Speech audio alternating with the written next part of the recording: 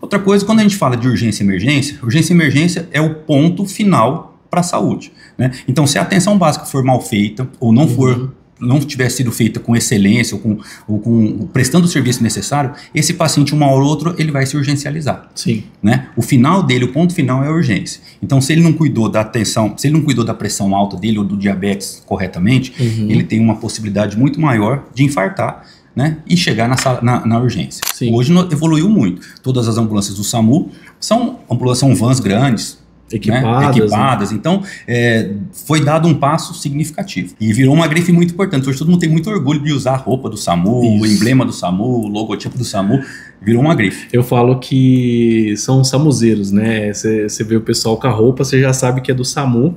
Porque o grande desafio da população é entender, quando ela liga o 192, né, onde cai, né? E fica aquele desafio, mas não caiu na minha cidade, eu fico com dúvida, né? Eu vejo assim, a maioria das pessoas tem muito medo com as mudanças, com as transformações, né? Antigamente passava-se um telefone e você ligava direto para a ambulância da sua cidade, onde alguém atendia, muitas vezes era um motorista, né, ou uma recepcionista atendia, e anotava ali mais ou menos o chamado, sem poucas informações.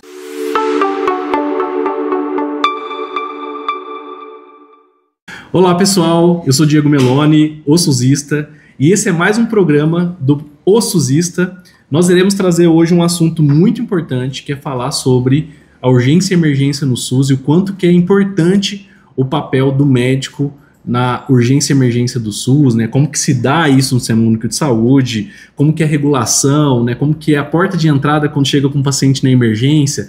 Então, iremos falar de um assunto que é para salvar vidas, né? Salva vidas todos os dias. E para isso, eu tô com ele aqui, que é médico intensivista, tem mais de 13 anos de experiência, né? Trabalha no SUS há muito tempo. Além de tudo, ele é gestor, ele coordena, né, algumas áreas no SUS, especialmente a urgência e emergência, SAMU. Estou aqui com o Elvio Pinotti, doutor Elvio. Quero agradecer a presença aqui no nosso programa, né? Muito obrigado por estar aqui. Diego, eu que agradeço e, pelo amor de Deus, só Elvio Pinotti, não precisa só Elvio, pode na verdade, deixar, não precisa de doutor, não.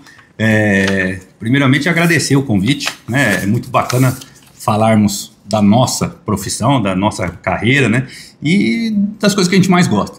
Então, desde já agradeço o convite e tamo aí. Com certeza. A primeira vez que eu vi o Elvio foi numa reunião, né, na DRS, e nessa época eu estava atuando no COSEMES, né, como apoiador. E eu lembro que na época estava discutindo o SAMU regional, uma discussão de qual hospital que recebesse esses pacientes, né? E eu lembro que a reunião foi ficando bem aquecida e você se posicionando muito tecnicamente, né? Colocando o quanto que isso seria bom para a região. E eu falei, nossa, a minha visão foi, nossa, aquele cara lá manja, né? Quem que é ele, né? Ele sabe muito, usando nossos termos, né? E aí foi quando a gente se conheceu, né? E participei de outras reuniões com você e pude ver a sua seriedade em fazer esse SUS acontecer, né, que era um problema que a gente tinha na região de implantação de um SUS que atendesse uma região de mais de 25 municípios. Temos a Anhanguera, né, vários problemas, e você foi uma pessoa que foi essencial para que o processo acontecesse, né. Mas antes disso, quero contar como foi a questão da medicina, né, tanto a sua escolha e como que você foi para a medicina de ser intensivista. O que faz um intensivista? Diego, meu pai é médico, minha mãe é dentista, né? Então todas as conversas em casa sempre foram... Já vinha na trajetória. Todo almoço, jantar, café da manhã, né? O profissional da saúde, o médico, ele só tem amigo médico, né? Já vinha. Porque são os horários que podem, né? Então a gente sempre cresceu ouvindo histórias. E aquelas histórias, né, que eram tão distantes, foram ficando cada vez mais reais, e aí despertou esse gosto, né? Minha irmã mais nova também é médica, eu tenho uma mais velha que é advogada, mas eu e a mais nova, nós partimos para a área da medicina. Né? Vim para Ribeirão para cursar a faculdade, fiz aqui em Ribeirão, acabei me apaixonando pela cidade, né? Encontrei em Ribeirão Preto tudo que na cidade de São Paulo não tinha. Ah, você veio de São Paulo para cá? De São Paulo, tudo que lá não tinha, e acabei ficando por aqui, né? Já do terceiro ano para frente da faculdade, eu sempre me interessei muito pela urgência e emergência. Aquela adrenalina, aquela emoção de não saber o que vai chegar, o que vai acontecer. Você já sentia esse processo. Eu sempre gostei mais dessa área, né? E para mim eu sempre quis ser um médico completo, na verdade, no meu ponto de vista. Não quero não menosprezando ninguém, pelo amor de Deus, mas eu via que alguns colegas falavam assim, não, criança eu não atendo. Não, gestante eu não atendo. Idoso eu não atendo. Idoso eu não atendo. E eu tinha na minha cabeça que a qualquer momento a gente pode estar exposto a algum quadro, algum problema de urgência, né? Então você está lá no seu apartamento, na sua casa, no seu condomínio, nas férias, se chegar alguma coisa, eu não poderia ser aquele médico que não atendesse criança, que não atendesse gestante, que não atendesse idoso, né? Então, na minha cabeça eu sempre tive muito claro que eu queria ter uma noção e atender de tudo. E para atender de tudo, eu fui procurando situações e me encontrei na urgência e emergência, principalmente no SAMU, que não dá para a gente escolher. A gente nunca sabe qual que vai ser o próximo chamado. O próximo chamado pode ser realmente de uma criança, pode ser de um trabalho de parto, pode ser de um acidente de múltiplas vítimas, enfim. É uma infinidade de ocorrências. Era uma preocupação que você tinha, e eu digo que num voo, né, a gente tá indo no voo, sempre alguém passa mal, tem algum médico aqui, né, a gente tá na igreja ou em qualquer espaço público, sempre é a pergunta, tem algum médico, né? E a gente vê isso, né, que às vezes acontece na própria unidade básica de saúde, um profissional que fala, eu não atendo criança, não atendo idoso, né? Então só atendo isso. Ou, por exemplo, eu tive um colega que falou, nossa, eu não consigo fazer o primeiro socorros, entubar, etc. Então eu tenho medo, eu tenho um processo que eu não consigo fazer. E você olhou para esse lado, né? Mas aonde você buscou a medicina, ser médico intensivista, né?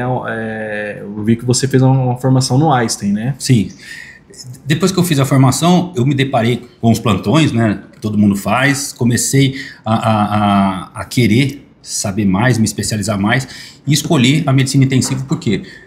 E escolhi no Einstein também pelo seguinte, porque o Einstein consegue te mostrar todos os melhores e os mais complexos recursos que nós temos disponíveis, né? Então tudo de ponta e tudo que tem de mais moderno hoje, você encontra nesses hospitais.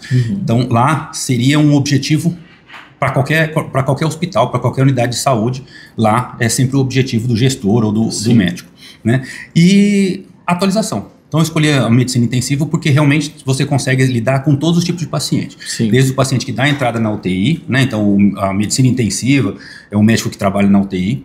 Você recebe um paciente grave, e o trabalho é melhorar esse paciente, estabilizar e depois devolvê-lo para a enfermaria já melhor. Então você vê um paciente com todas as etapas. Muitas vezes um médico de enfermaria, ele, claro que vê o paciente grave, mas ele migra de setor se esse paciente for agravando, né? Aquele médico a gente fala da porta, né? Aquele que já recebe um paciente crítico e salva a vida dele. Isso, né? Claro que as pessoas fazem o que se prontificam a fazer, tem que fazer com excelência, né? Tem todas as forças divinas e Deus está sempre junto, mas, enfim, o médico do posto ele tem que estar apto para atender aquelas situações que ele se julgou capaz de fazer. Então, se ele é ginecologista, ele tem que atender bem a GO, se chega uma urgência e emergência, pelo menos o básico... Ele tem que saber, claro, né? Mas a gente tem que pedir auxílio e apoio para quem está mais apto, né? Para quem é no dia a dia. Eu não dou palpite hoje nas condutas do GO. Sim. Né? Então, e ele também, consequentemente, dá poucas condutas, né? Mas ele faz o primeiro atendimento. Então, e como que foi esse processo, né? Até quando a gente se conheceu? Então, do Dr. Elvio, né? O Elvio se forma, faz uma especialização, né? Um processo de formação para medicina intensiva. E como foi o gosto da gestão, né? Como que você, acho que você começou a observar esse processo, como que você calhou e cair na gestão? Eu acho que a gestão que chama a gente, né? Como você falou, né, da forma que nós nos conhecemos, eu sou aquela pessoa que não consigo ficar quieto ouvindo sem pedir a palavra e dar a minha opinião. Né? E quando você começa a dar a sua opinião, agrada muitas pessoas, desagrada algumas, mas você começa a formar uma opinião e trazer algumas pessoas que acreditam no que você fala. Então, eu acho que depois de um tempo que você começa a expressar suas opiniões, a colocar seus pontos de vista, a mostrar o que você faria, acaba sendo despertado para quem está na gestão, te convidar para fazer uma parceria e começar esse trabalho junto. Legal, eu lembro que quando a gente começou esse processo, né, de novo, quando eu te conheci, a gente já se discutia há anos, né, a rede de urgência e emergência aqui de Ribeirão Preto. O Ministério da Saúde vinha fomentando isso, né? Qual que é o plano regional de urgência e emergência? Como que Ribeirão Preto e região está se comportando? Quais são os hospitais que vão ser referência de porta, né? Como que vai se instalar o SAMU? E você começou a participar desse movimento. E aí eu lembro que envolvia 25 municípios ou mais da região, né? Se contar Ribeirão Preto também. Qual que foi o maior desafio? Porque você ajudou a construir uma rede, né, regionalizada de urgência e emergência, mas que envolvia outros atores, né? Envolvia outros médicos, envolvia outros gestores e outros municípios, né? O que você começou a sentir nesse movimento na época? Quando eu assumi a coordenação regional do SAMU, que é composta por Ribeirão Preto e mais 25 municípios, uma população em média aí, de 1,5 milhão de habitantes, a gente vê que nessas reuniões tem uma coisa em comum a todos, que é o melhor, que todos querem o melhor para o paciente, todos querem o melhor para o seu munícipe. Mas tem diferenças de conhecimento. Tem quem está chegando naquele momento, tem uma quantidade de conhecimento, quem está já há mais tempo tem outro conhecimento, né? Então são bagagens diferentes. E naquelas reuniões que até algumas vezes são calorosas, sim, porque todos querem um objetivo final, que é cuidar bem do seu paciente, do seu munícipe, né? O que eu pude ver, então, assim, um dos obstáculos é a diferença de conhecimento de cada um dos profissionais. Muitas vezes há uma substituição ou uma troca no meio do caminho e a gente acaba voltando algumas casas, né, até engrenar de novo. Outra coisa, quando a gente fala de urgência e emergência é o ponto final para a saúde, né? Então, se a atenção básica for mal feita ou não tiver sido feita com excelência ou prestando o serviço necessário, esse paciente, uma hora ou outra, ele vai se urgencializar. Sim. Né? O ponto final é a urgência. Então, se ele não cuidou da atenção, se ele não cuidou da pressão alta dele ou do diabetes corretamente, ele tem uma possibilidade muito maior de infartar, né, e chegar na urgência. Sim. Se a atenção básica não conseguiu fazer a cirurgia dele de vesícula, né, que ele está sofrendo aí há 3, 4, 6, 8 meses, 1 ano, uma hora vai acontecer uma inflamação, ele vai ter que ser urgencializado e ele vai entrar pela sala de urgência. Que interessante, né, você trazer essa visão, né, uma visão muito prática, que é isso, que a urgência é o ponto final, né, é um paciente que não foi bem cuidado e lá no final ele complica e aí precisa salvar a vida dessa pessoa, né? E aí que entra esse papel do SAMU, da urgência e da emergência, né? O município ele consegue fazer tudo, né? Ele faz o primeiro atendimento do paciente, ele faz o ultrassom para diagnosticar, ele tem o diagnóstico do paciente, aí ele tem que ser inserido em uma fila para a resolução do problema. Por exemplo, da pedra na vesícula, né? E aí esbarra com outras situações, com uma fila grande, né? Com pouca resolução, e uma hora ou outra esse paciente vai ser urgencializado. Sim. E o nosso papel era pegar, eu sempre falo que nós tínhamos um platô de urgência e emergência, os números de urgência e emergência são sempre altos, né? A gente não chama de epidemia, né? Mas um platô muito alto. Sim. Né? E se quiser usar até o nome de epidemia, a gente pode usar. Se a gente usar, por exemplo, epidemia de queda de moto, nós temos os valores absurdos de acidentes de moto. Sim. Né? Então, é que com o dia a dia a gente acaba se acostumando com esses números e não utiliza mais essa palavra. Então, a gente tem que gerir e a gente tem que se ajustar àquele volume grande de pacientes com vagas reduzidas. Entendi. Né? E como que funciona na construção, né, Elvio, quando você participou? Eu lembro que foi um enorme desafio, porque você montar uma rede de urgência e emergência, você tem que pensar em toda a estrutura do SAMU, que aí eu vou te perguntar como que funciona essa estrutura do SAMU, que tem uma regulação que envolveu municípios, mas tinha que ter uma relação com os hospitais que vão receber esses pacientes também, né? Qual foi um dos primeiros aspectos que você enfrentou um desafio, né? Porque precisou estruturar o SAMU, vamos pensar em estrutura mesmo, de ter o veículo, de ter a estrutura da regulação, isso funcionar. Como que é essa estrutura do SAMU? Como que ela, em nível de gestão, como ela tem que funcionar hoje, na sua visão?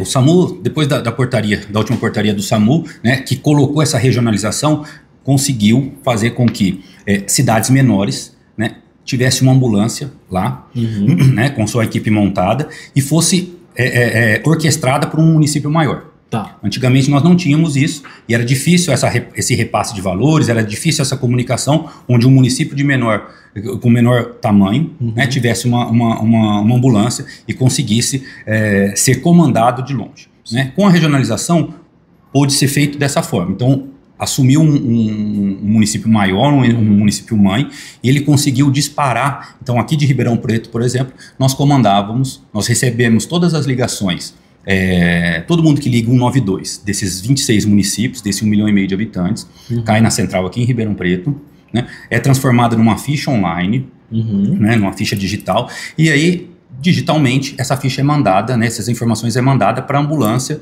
para quem está lá na ambulância na cidade vizinha. Né, seja ela qual for. Receber o caso. E lá vai estar escrito o que aconteceu, quais as informações que a gente tem de endereço, o que está acontecendo, né? E tudo de informação que a gente conseguir. Sim. Tem casos que a gente consegue triar e fazer uma quantidade de informações maiores. Tem casos que a gente não sabe. Ó, eu estava passando aqui e vi um acidente de moto. Um carro bateu numa moto. É um rapaz, é um homem de mais ou menos 40 anos e eu não sei mais nada. Tá. Né? Então a gente tenta passar as maiores informações que a gente conseguir naquele momento. A pessoa recebe lá, os profissionais do SAMU recebem lá, né? E se deslocam até o local, reportam o que está acontecendo, né? E trazem para o pronto atendimento mais próximo. Toda a cidade então é munida, é municiada de um pronto atendimento, de uma Santa Casa, de uma UPA. Né? Então um dos desafios foi você equipar todas essas cidades, né, com uma ambulância, com uma equipe, ou no mínimo um técnico de enfermagem e um socorrista para atender essa população. E agora você está trazendo pacientes graves, né, ou pacientes para essas UPAs ou para esse pronto atendimento. Então você tem que equipar essa unidade para receber. Recebido esse paciente, vai ser iniciado o tratamento, dados os primeiros atendimentos e aí verificado se esse paciente precisa de uma complexidade maior. Então ele precisa ser transferido para um hospital secundário ou terciário, né, para alguma correção cirúrgica ou enfim, seja o que está acontecendo, ou se dá para ser resolvido por lá mesmo.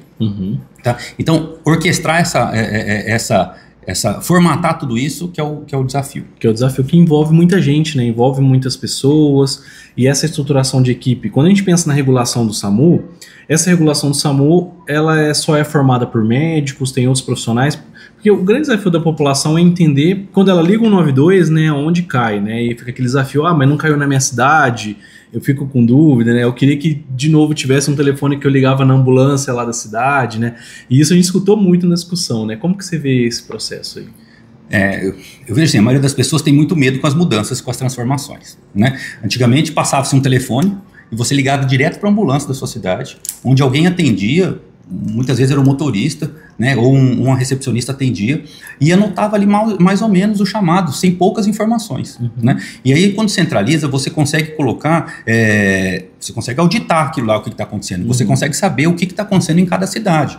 Né, se for de interesse. A cidade X está acontecendo mais casos clínicos, a cidade Y está acontecendo mais casos traumáticos, de acidentes de trânsito, por exemplo. Na rua tal tem tanto acidente de trânsito. Né? Então você consegue ter um raio-x de cada local.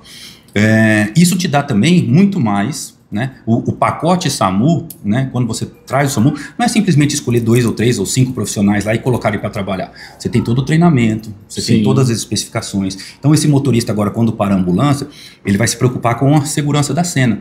Então é função dele descer e colocar os cones, né? Para não acontecer outro acidente. Né? Ele tem que começar a preocupar com a segurança dele, da equipe e do paciente. Isso que é importante, né? Quando estruturou um SAMU regional, etc., envolveu desde o motorista até o técnico de enfermagem, o enfermeiro, ao médico, envolveu todo mundo. E é bom a gente lembrar que quando envolveu um SAMU regional dos 26 municípios, que é o exemplo aqui, mas no Brasil funciona da mesma forma, houve capacitação para todo mundo obrigatória, né, Elvio? Então, para não consegue credenciar se não participar da capacitação, né? Houve capacitação e atualizações periódicas. Exige uma atualização periódica de 2 em 2 anos. Tá? Então, esse motorista, hoje, ele já se preocupa com a segurança da cena. A equipe, motorista, né, o socorrista, o técnico de enfermagem, o enfermeiro, o médico, mas principalmente o técnico de enfermagem aí, eles são hoje capacitados a fazer parto, a conter grandes hemorragias, a iniciar o primeiro atendimento numa parada cardíaca, a instalar um DEA, que é o desfibrilador, né, automático, num paciente e até chegar uma outra ambulância. E salvar a vida da pessoa. E salvar a vida. Então, antes que você ligava com uma pessoa, né, o recepcionista, ou enfim, condutor da ambulância lá, que anotava o endereço num papelzinho e saía, muitas vezes sem equipe, sem prancha, sem os materiais necessários, chegava lá, se deparava com um acidente catastrófico e não tinha condições de atender. Sim. Hoje evoluiu muito. Todas as ambulâncias do SAMU são vans grandes, equipadas. Né? Então, foi dado um passo significativo. Sim. Hoje você fala que vai cortar o SAMU, a população chora, morre, né? E virou uma grife muito importante. Hoje todo mundo tem muito orgulho de usar a roupa do SAMU, o emblema do SAMU, o logotipo do SAMU. Virou uma grife. Eu falo que são samuzeiros, né? Você vê o pessoal com a roupa, você já sabe que é do SAMU. E o que é importante a gente colocar aqui? Olha o tamanho do SUS.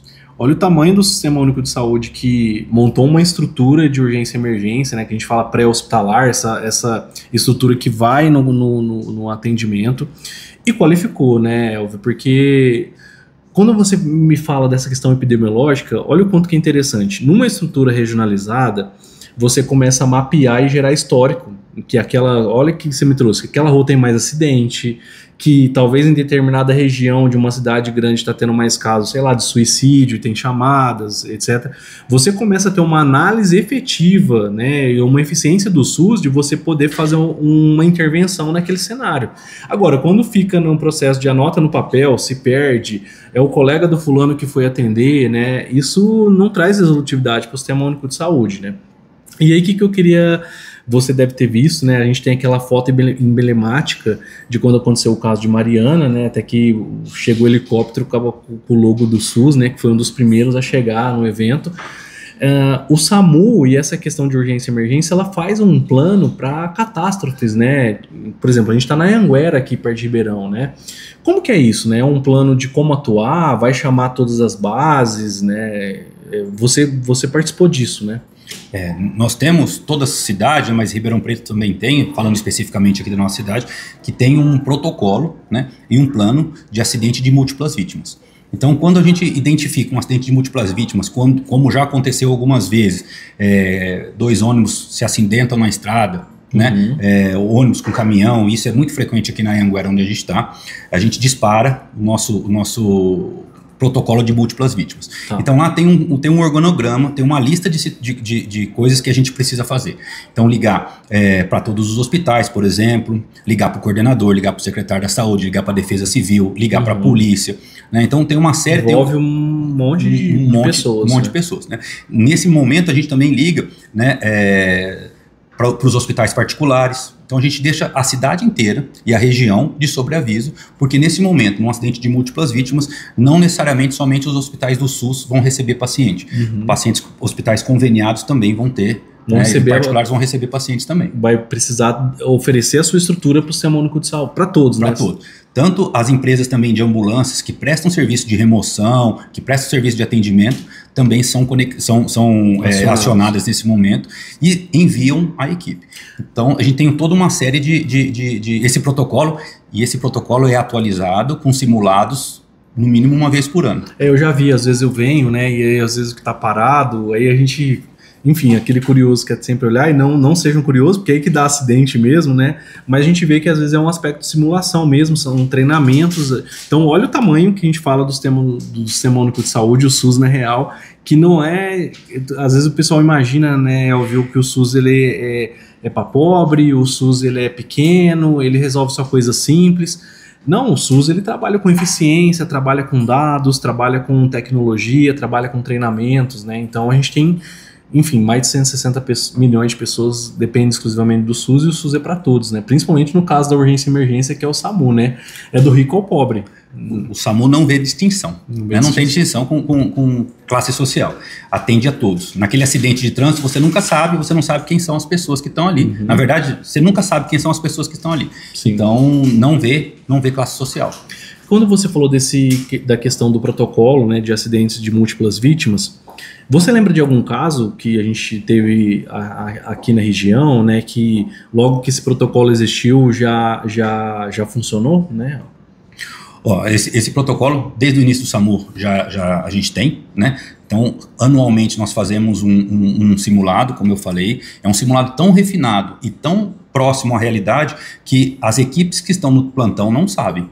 que os hospitais não sabem que vão receber. Então o simulado, ele é um simulado real, praticamente, né? É real. Só quem sabe é a coordenação, né? E os envolvidos, né?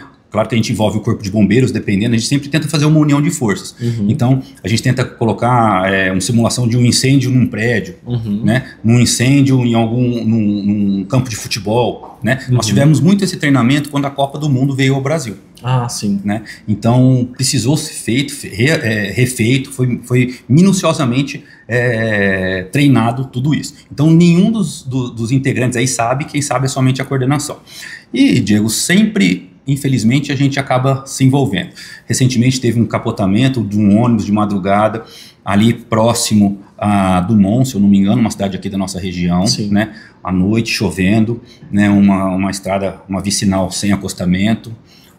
Tivemos vários óbitos no local, envolvendo crianças. Foram 2 carros? Não, o motorista perdeu o controle, né? Entrou no acostamento, não tinha acostamento, já estava na terra, ele acabou capotando, né? A maioria das pessoas sem cinto no local, então o ônibus capotou, infelizmente capotou e prensou algumas pessoas na ferragem. Foi de ônibus. Foi de ônibus. Então foi também um acidente de múltiplas vítimas que aconteceu, e aí a gente acaba disparando essas ambulâncias das regiões também, né? Envolve inclusive a região, então, para esse atendimento. Envolve todo Ribeirão Preto. E Ribeirão Preto a gente monta uma UTI móvel, mas a gente já vê também qual que é o volume de pessoas a serem socorridas, né? Então a gente manda corpo de bombeiro, a gente aciona o corpo de bombeiro porque tem que tirar das ferragens, a gente não sabe qual que é a estabilidade deste ônibus, né? Muitas vezes o veículo... a gente sempre faz um trabalho muito em conjunto com o corpo de bombeiros, né? O SAMU, ele é apto a atender algum tipo de ocorrência, e o bombeiro é apto para atender outras situações. Sim. A gente chama zona quente. Nós do SAMU, nós não temos equipamentos necessários para entrar nessa zona quente. Então, quando acontece um acidente de carro, por exemplo, o bombeiro chega, a primeira coisa que ele faz é calçar os pneus do veículo, por exemplo, puxar o freio de mão e cortar o cabo da bateria. Para não gerar explosão. Porque se tiver algum vazamento de combustível, você não está exposto a algum incêndio ou explosão. Interessante quem está no SUS ver isso, né? Porque então o bombeiro faz parte do SUS, né? Vamos dizer, de um atendimento, porque o SAMU ele cuida das pessoas. E essa questão da zona quente, desse termo que você colocou, eles chegam para minimizar o risco de uma explosão. Inclusive, talvez pode ferir os profissionais de saúde e piorar a situação, né? E piorar a situação. A primeira coisa na cena, quando a gente chega, é segurança. Eu até comentei que o socorrista chega na cena, ele tem que se preocupar com a segurança da equipe, então ele é responsável por tirar os cones das viaturas e sinalizar o local da melhor forma possível para que outro carro, por exemplo, não acerte, não faça outro acidente, né? Então o bombeiro, apesar de estar lotado aí na Secretaria de Segurança Pública, né, ele trabalha na Secretaria de Saúde, né, na Secretaria do Estado aí, na saúde, e são um braço importante. Se o paciente estiver preso em ferragem ou retido, é o bombeiro que tem os equipamentos necessários para cortar lá toda a carenagem do carro, todas as ferragens e retirar o paciente. Nós no SAMU a gente entra quando a gente fala que está na zona fria, né, onde não tem mais risco de explosão, do carro descer, do carro rolar, né? Atendimento em altura, é o bombeiro que tem os equipamentos, né? Se está pegando fogo num apartamento, é o bombeiro que entra para tirar as vítimas e trazer até a gente. Entendi. Enfim, é um trabalho em conjunto, né? Sempre em conjunto, né? E olha que interessante, trabalho conjunto da equipe do SAMU com o bombeiro, todo esse atendimento do SUS. E aí eu lembro do protocolo que, para quem está nos ouvindo aqui, tem a questão que muitas vezes avalia as vítimas, né? Eu acho que o médico, o enfermeiro a gente fala classificar, né? Eu queria que você trouxesse isso, né? Porque múltiplas vítimas, muitas vezes eu imaginava que a gente vai tentar salvar todo mundo, né? Mas muitas vezes a gente vai tentar, mas muitas vezes a organização é diferente, né? Sim. Como que funciona esse processo? Tem um protocolo que a gente chama, que é o protocolo START, né? Isso é para múltiplas vítimas. Então, por exemplo, um campo de futebol, caiu uma arquibancada, tem 300 feridos, né? E a equipe é reduzida. A equipe ali sei lá, 10 pessoas. Então, nós temos uns cartões, né? E a gente vai distribuir por cores: preto, vermelho, amarelo e verde, né? O preto é quando o paciente está em óbito, o vermelho é quando o paciente está grave, o amarelo é quando o paciente está moderado e o verde quando ele anda, né? Então, um desse protocolo, é claro que tem muito mais informação, mas aparentemente você chega, você faz um posto de comando, você identifica aquele posto de comando, provavelmente sempre em um lugar mais alto, e aí parte da equipe vai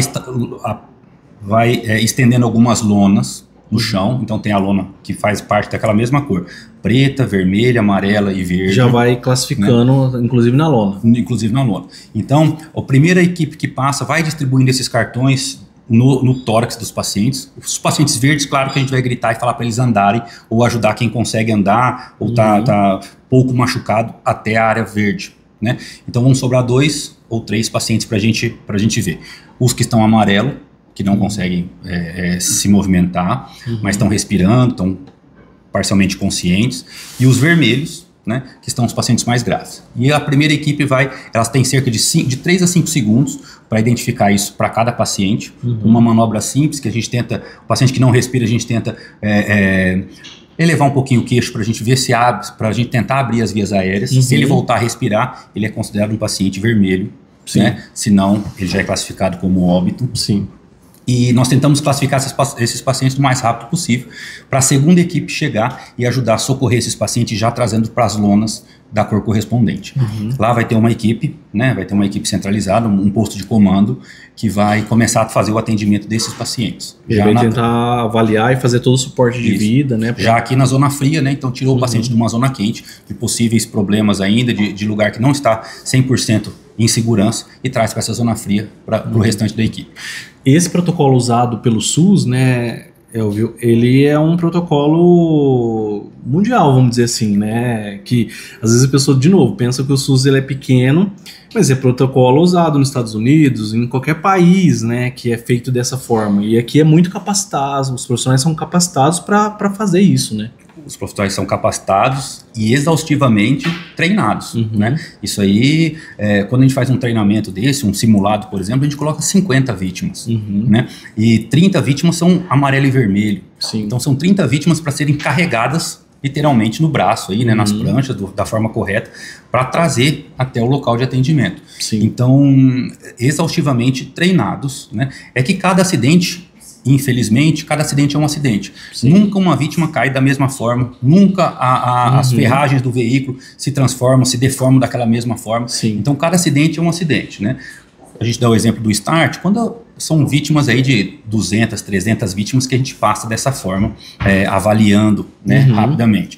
Quando é um ônibus, quando é uma situação de 30, 40 vítimas, graças a Deus nem todas são graves. A gente fica aí com 15, 20% de vítimas mais graves. Sim, né? sim. Então, a avaliação em loco é muito mais rápida e muito mais efetiva, né? Agora, a gente está preparado também, infelizmente, para qualquer tipo de acidente, envolvendo quantas pessoas forem necessário, né?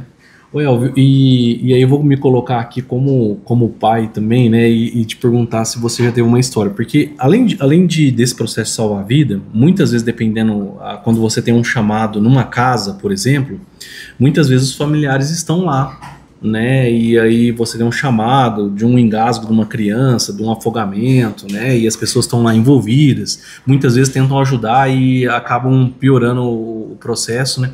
Como que é essa conduta, né, não sei se você tem alguma vivência, com certeza você tem, desses casos, né, de ir numa casa, como que se posiciona? O que você narrou aí é outra realidade nossa, é outro desafio, né.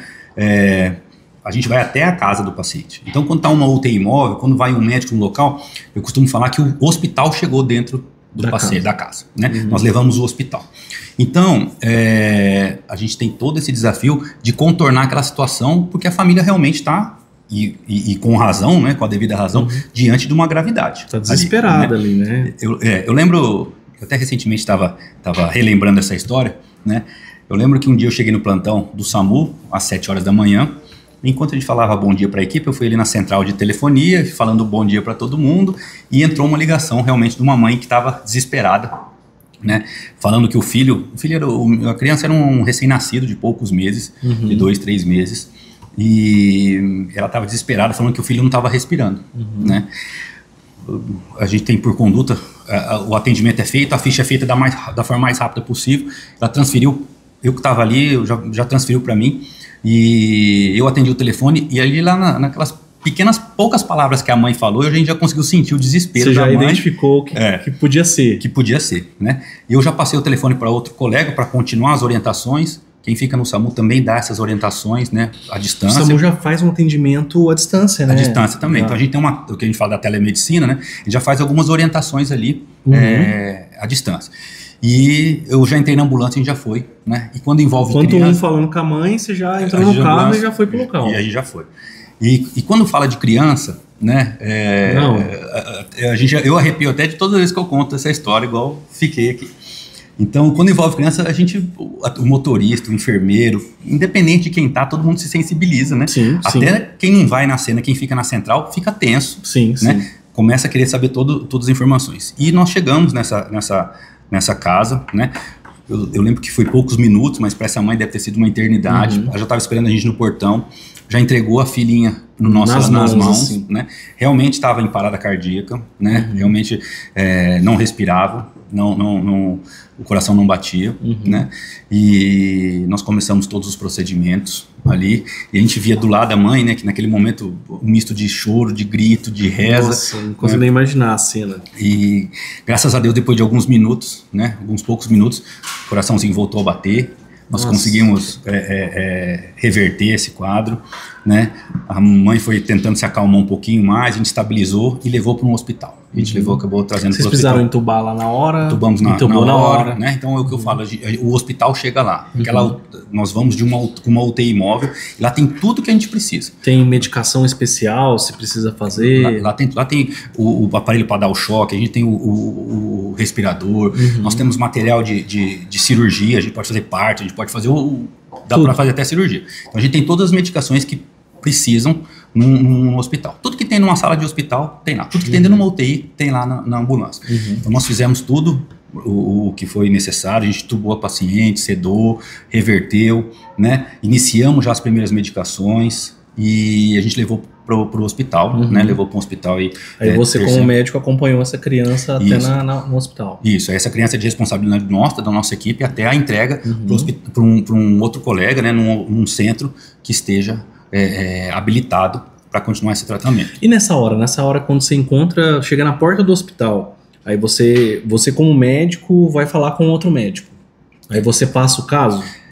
As nossas ambulâncias do SAMU, elas são conectadas via smartphone, tem um aparelhinho de smartphone que a gente conversa, né, com a nossa central, e a gente também tem o rádio comunicador. Esses casos de maior urgência, parada cardíaca revertida, ferimento de arma de fogo, esfaqueado, baleado, enfim, pacientes que estão muito graves, a gente acaba se comunicando via rádio, né, e a gente dá uma prévia do que está acontecendo. Então o hospital lá, a porta de entrada, tem essa comunicação via rádio? Não, tem essa comunicação com a nossa central do SAMU, né, com os médicos reguladores do SAMU. Então eu cheguei, aqui é um RN, parada cardíaca revertida depois de tantos minutos, aproximadamente tantos minutos de parada, né, reverteu no ciclo tal, no momento tal, a gente dá todos os parâmetros, os parâmetros mínimos que a gente precisa, né, para a nossa central, né, enquanto a gente vai embarcando na ambulância, vai estabilizando o paciente, essa nossa central, o SAMU, que ficam com os médicos lá, eles já vão ligando nos hospitais para saber onde tem vaga, onde pode receber esse paciente. Entendi. Então, o trabalho do SAMU não é somente o deslocamento da ambulância e o atendimento naquele local. Não é assim, vai para qualquer lugar, né? Não é, mesmo porque a gente precisa, é necessário e é também de bom tom você informar a equipe que vai receber esse paciente para saber. Para ela estar preparada. Para ela estar preparada, né? Que é um caso grave. Então, a nossa central já fica ciente do que está acontecendo, já liga nos hospitais e já nos passa o hospital que vai. Ambulância tal, esse paciente vai para o hospital tal, aos cuidados do médico X, né, que estão sabendo. Entendi. Né? Então, esse caso específico dessa criancinha, né, desse recém-nascido, é um caso que comove todo mundo, né? É um caso que a gente tem pouca dificuldade em receber vaga, porque todos se sensibilizam. Sim, né? sim. Não tem uma pessoa que ouve essa história que não consegue se sensibilizar, então a gente acaba entregando num hospital, né?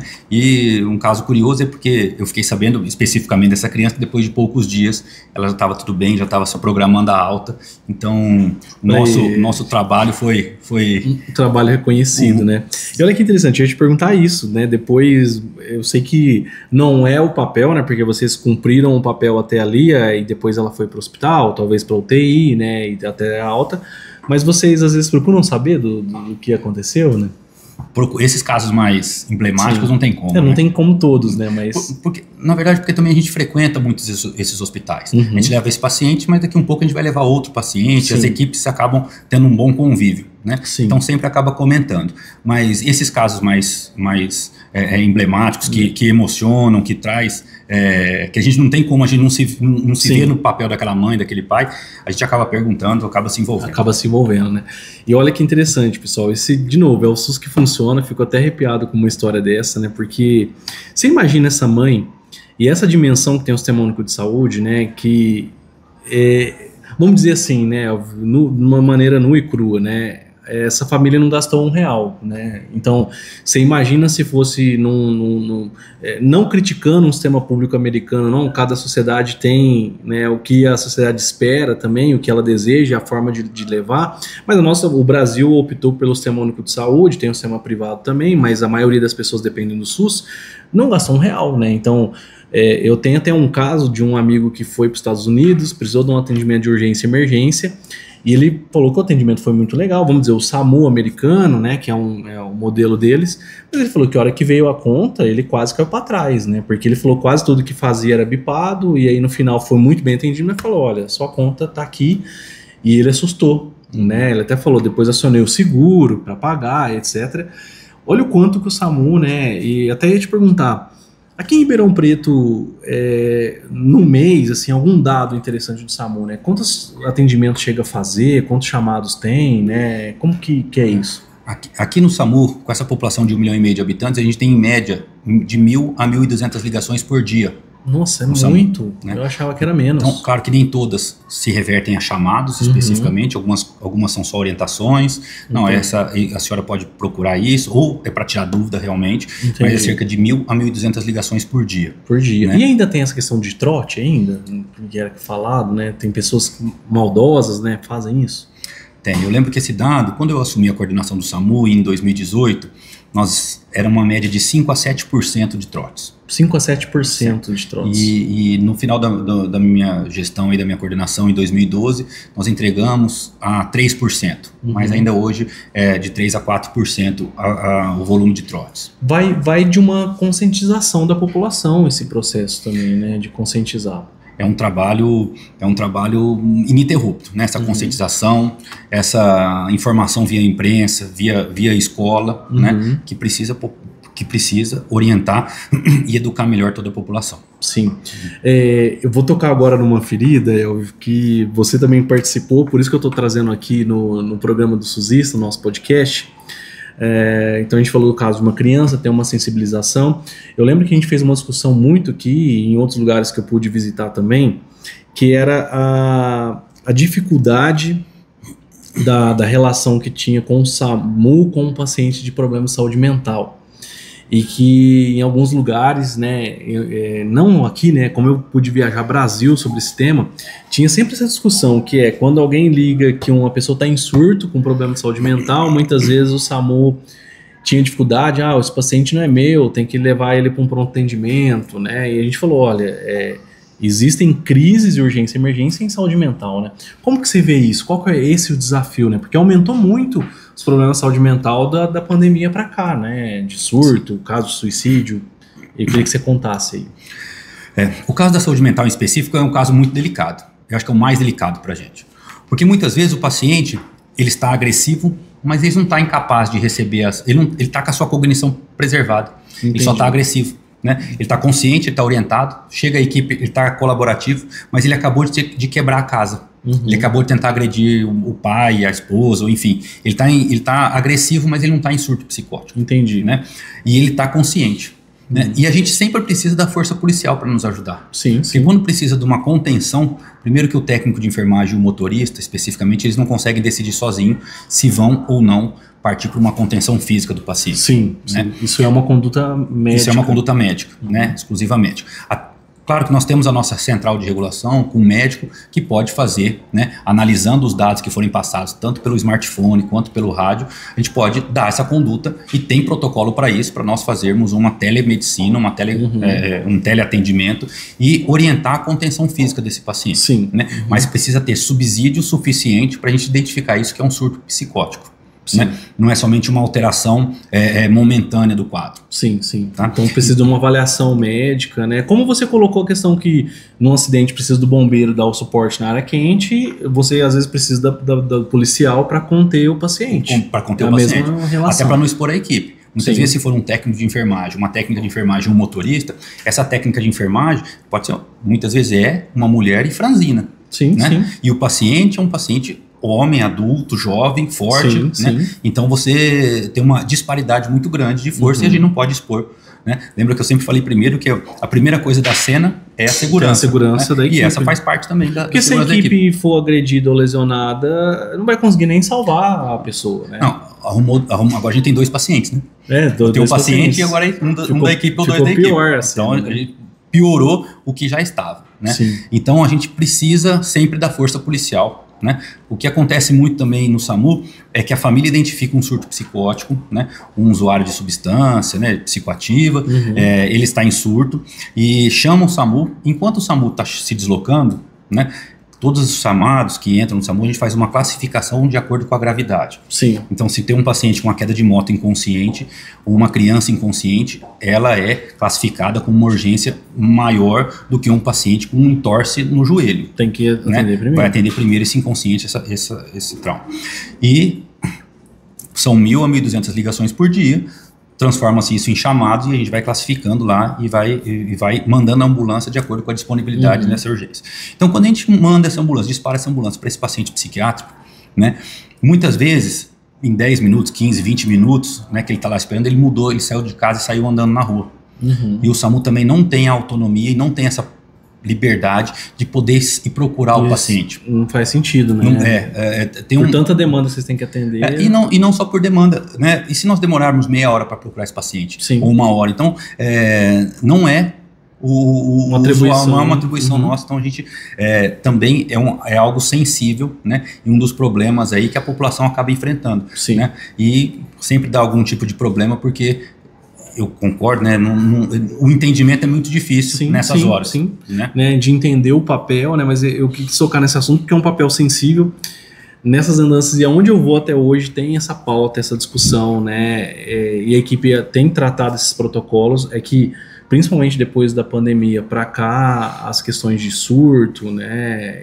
Ou de casos de suicídio, né? Que também vem aumentando muito. Casos de suicídio, muitas vezes chamam o SAMU? Sempre chamam o SAMU.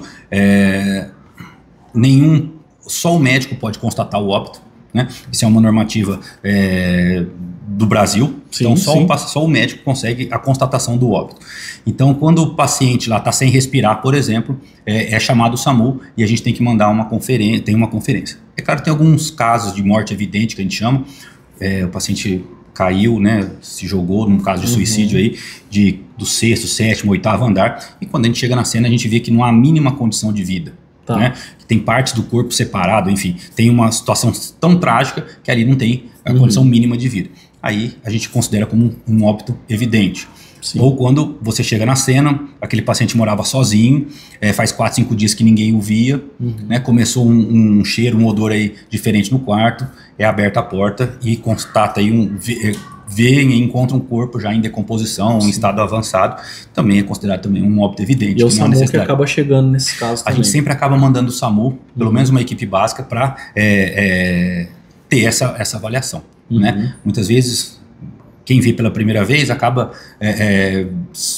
enfim, se sugestionando, né? Tomando um choque e não conseguindo identificar as perguntas. Então, em 100% dos casos, a gente acaba mandando o SAMU, né? Para realmente ter certeza do óbito. Então, olha, a gente tem um desafio enorme, né? O quanto que é importante o Sistema Único de Saúde, a gente falar de urgência e emergência, que numa região com 25 mil habitantes, com 25 municípios, com 1,5 milhão de habitantes, 1.200, 1.500 chamadas por dia, né? Então, é um volume de trabalho imenso e que salva vidas todos os dias, né? Então, praticamente salva vidas, salvam pessoas e está à disposição da comunidade, né? Esse é um serviço, né, que o SUS é resolutivo para você. Deixa eu te cortar, eu tenho uma história interessante, Diego. Quando eu estava na minha formação lá no hospital, lá no Albert Einstein em São Paulo, a gente passando na UTI, enquanto a gente passava de leito em leito, um dos professores que estavam com a gente falou assim, isso daqui é um caso, olha que bacana esse caso. Esse paciente aqui, eu não me lembro, era um senhor de uns 60 anos, 55, 60 anos. Ele falou assim, ele estava no campo de futebol, ele estava vendo o jogo, e ele sofreu um infarto e uma parada cardíaca. Foi reanimado, veio aqui para o hospital, e realmente ele já estava bem, já estava sentado, já estavam programando a alta dele da UTI para a enfermaria. Sim. Né? E ele contou, naquele momento, com uma emoção, né, com um dever cumprido realmente. Né? Aí eu chamei ele do lado, né, e falei assim, onde que ele infartou? Ele falou, infartou aqui no Morumbi. E o Morumbi, para quem conhece, é 2 quarteirões. Né, o Albert Einstein, né, o hospital do campo do Morumbi, é 2 quarteirões. Estava num ambiente onde tinha médico. Né, que foi identificado ali a parada cardíaca, foi iniciado já no ambulatório do Morumbi, do estádio de futebol. Já foi atendido. Já foi atendido e transportado por 200 metros. Né? Então, o tempo-resposta nisso foi muito pequeno. Mas ele se impressionou porque houve um sucesso. Aqui em Ribeirão Preto, né? Eu ia até te perguntar, você falar, ele estava torcendo pro São Paulo? Provavelmente pro São Paulo, porque o nosso São Paulo tá difícil. Acho que o Palmeiras tinha feito gol no São Paulo. Tá infartando mais. Tá infartando qualquer um. Tá infartando muita gente. Né? E aí eu fiquei com aquela situação, né, até chamei ele de lado para conversar, porque aqui em Ribeirão, é claro que a geografia nos ajuda muito, né? O nosso deslocamento é diferente de uma grande cidade. Sim. Né? Então, a gente tem um índice de conversão de parada cardíaca, por exemplo, de mais de 50%. Nossa. Né? Eu não estou falando assim do prognóstico, se esse paciente como vai ficar depois, mas a gente chega na cena com tempo-resposta inferior a 15 minutos, né? E a gente reverte esse paciente. Contei a história da nenenzinha agora, há pouco, e nós temos 1 milhão de histórias dessas, porque é o nosso cotidiano. Diariamente a gente faz isso, e a gente reverte pacientes e leva esse paciente com vida para o hospital. Sim. Né? É claro que vai influenciar, vai ter uma influência de quão saudável era esse paciente antes. Com certeza. Né? E quanto esse tempo. Mas, então, essa é uma rotina nossa. Então, o SUS funciona. Né? O SUS a gente consegue dar um atendimento de qualidade, uma sobrevida para esse paciente. Né? A gente leva o hospital até a casa desse paciente sem lhe gastar R$1. Até a ligação é de graça. Até a ligação é de graça, né? Então, isso que é importante colocar. Esse SUS que dá certo, o SUS que atende a população. A gente está em uma discussão em âmbito nacional, né? Porque a gente sabe que a estrutura de um SAMU regional não é todos os lugares no Brasil que tem. Depende de muita pactuação que você trouxe aqui para a região de Ribeirão Preto, e aí numa sala com 26 municípios, então a gente pode colocar que eram 26 secretários, mais 26 coordenadores, mais médicos e enfermeiros, então envolveu muita gente nessa discussão, e aí você também fez essa intermediação para que esse plano de urgência e emergência saísse do papel, porque não adianta ficar na discussão, no processo e não colocar para acontecer. E também a gente tem esse desafio de colocar essa questão da urgência e emergência pelo Brasil, né? A gente sabe que algumas regiões não têm a pactuação regional, às vezes funciona num único município, e muitas vezes não tem o SAMU, né? Não tem essa estrutura do SAMU, né? Do suporte, e a gente precisa avançar, né? Em todo o Brasil ter esse suporte. A gente sabe que quando a gente fala de SAMU, a gente está falando da ambulância que a gente fala avançada, né, que tem médico, tem equipamento, tem a ambulância básica, né, etc., mas que de básica às vezes não tem nada, é equipada, e a gente tem em alguns lugares helicóptero, avião, né, que chega, a gente viu o acidente aéreo recentemente, né, e a equipe do SAMU também chegou, outras equipes chegaram para poder atuar como um todo, e esse é o SUS que dá certo, né. Bom, Elvio, eu quero fazer com você um bate-bola aqui final, que eu chamo que é a parte do programa que é o SUS na real, né? Então eu vou fazer 3 perguntas e de bate-pronto o que vier na sua cabeça aí, né? Vamos ver o que vai sair. Para você, qual que é o maior desafio do SUS? O desafio do SUS é integrar todas essas pessoas, né? Todos esses gestores com a realidade que eles assumem, né? Numa população tão grande, né? Então, muitas vezes é o que eu falei, tá tudo um unido com o outro, mas a atenção básica que falha, ela acaba resvalando na urgência e emergência. Isso. Né? Então, o desafio é você conseguir engrenar tudo isso e falar a mesma língua com muita gente. Muito bem. Qual que é o SUS que dá certo para você? Diego, hoje eu defendo um SUS moderno. Eu acho que a gente tem que perder essas travas, né, do SUS antigo, do SUS conservador. Hoje a gente ainda vive o modelo, na maioria das cidades, do mesmo formato do SUS de 1980, do 1970, 60.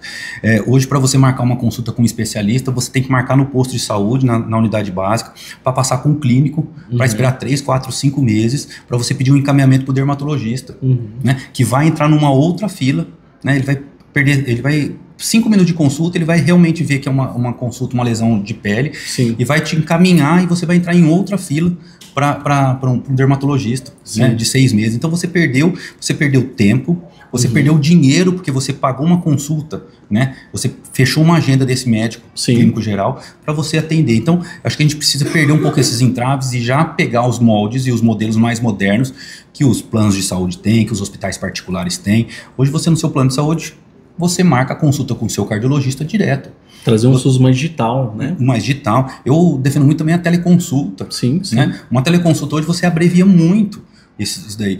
O paciente que precisa trocar a receita do antihipertensivo dele, né, ele tem que deixar o dia de trabalho para ser atendido na unidade básica de saúde para trocar a receita do captopril ou do antihipertensivo que ele toma há 10 anos. Sim. Né? E a unidade básica de saúde, ela funciona exatamente no horário que ele trabalha. Isso. Uma teleconsulta você conseguiria expandir, estender esse horário. Não tem relação com a vida das pessoas. Não tem relação. Tem algumas especialidades médicas que até a primeira consulta você consegue atender via teleconsulta. Ou o retorno com os exames prontos, você poderia abreviar também e dar um pouquinho mais de tranquilidade, né? Esse paciente, apesar do SUS não gastar R$1, claro, mas você tem que sair do seu ambiente de trabalho, você tem que se deslocar até a unidade, né? E na urgência e emergência também. Tem alguns casos, uma conjuntivite, por exemplo, pode ser atendida via teleconsulta. Sim. Você não precisa pegar aquela fila, você não precisa expor aquela população num contágio de conjuntivite. Sim. Né? Então você pode abreviar. Eu defendo um SUS mais moderno. Né? Eu acho que nós temos todas as ferramentas, a pandemia esteve aí e nos abriu muitas portas, né? Mostrou muita coisa, e eu acho que o SUS dá certo, você faz uma economia, é o melhor plano de saúde. Nosso plano convênio público. Nosso principal convênio público, nosso melhor convênio público, e dá certo com modernização. E a última pergunta que eu estou trazendo aqui é, qual que é o SUS que eu quero? Qual que é o SUS que você quer, Elvio? Eu quero esse SUS que eu falei agora, esse SUS moderno, e que todas as pessoas que me encontrem na rua, né, e que nos conversem com a gente, elogiem o SUS. Sem um porquê. Não mais naquele dia, não mais naquela hora, sem que você tenha que explicar o motivo, né? Eu quero um SUS que receba você bem na atenção básica, receba você bem na urgência e emergência, receba você bem nas especialidades, no ambulatório, né? E que você enalteça todo mundo que esteja ligado, os profissionais de saúde, os gestores, os políticos, né? E a população receba o que foi prometido, o que foi pago. Isso aí, muito bem, né? Muito bem, foi novamente aqui uma grande explicação, de uma maneira fácil, né? E eu quero te dar um presente aqui no final, né? Um presente para que eu trago os convidados. Muito obrigado. Esse aqui também queria que você olhasse, é um certificado. Eu estive aqui com o Dr. Elvio e esse é um certificado de SUSista honorário, né? Então, Dr. Elvio, nosso SUSista honorário, estive aqui com um SUSista de verdade, que transforma, que faz acontecer esse SUS, né, cada vez melhor. Muito obrigado pela presença aqui no nosso programa. Imagina, eu que agradeço. Você não falou, mas esse é o segundo certificado que você me dá, porque você já ministrou uma aula pra gente, um curso completo de SUS, né? Você não quis dar essa informação aqui em Ribeirão. Então eu tenho lá, tá no meu currículo, com muito orgulho, eu fiz aquele curso que mudou a nossa cabeça. A gente começou a entender muito mais os recursos, né? E foi ministrado. Que bom, por esse cara aqui. Então, muito obrigado pelo convite, estou sempre à disposição. É um prazer falar do que a gente gosta, do que a gente acredita, né? E eu vejo que aqui esse ambiente está todo mundo com essa mesma intenção. Isso aí, pessoal. Essa é a missão do SUSista, levar informação, levar cada vez mais esse SUS na real que funciona. Obrigado, curtem nossas redes e nos assistem. Um abraço.